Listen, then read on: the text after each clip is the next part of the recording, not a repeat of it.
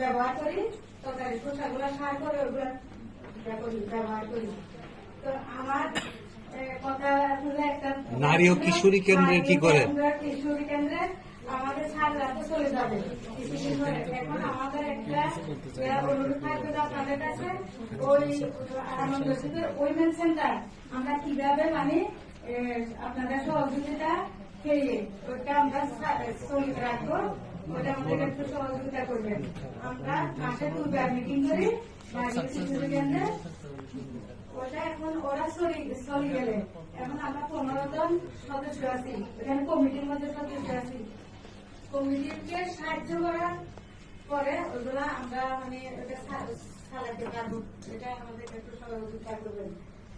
এখন কার সাথে যোগাযোগ করতে হবে ওটা একটু। কার সাথে যোগাযোগ করবেন বলেন? সংশ্লিষ্ট ডিপার্টমেন্ট কে আছে?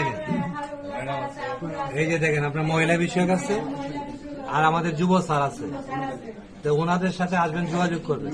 আমাদের 7 বছরের চুক্তি ওটা, তো আপনারা যদি চলে যান, সারা যদি চলে যান, এখন আমরা আপনাদের সাহায্য নিয়ে ওইটার জন্য আমরা চালাতে। হ্যাঁ, ম্যামের সাথে যোগাযোগ করবেন আর আমার এই যুব স্যারের সাথে যোগাযোগ করবেন, ঠিক আছে? ওনারা আপনাদেরকে পথ দেখাবে এবং যোগাযোগটা শুরু করবে এখন থেকে, আমাদের চলে যাওয়ার আগেই শুরু করবেন। রাইট, মানে একটু ক্লিয়ার করি যে আমরা যে প্রপার্টিটা ওকে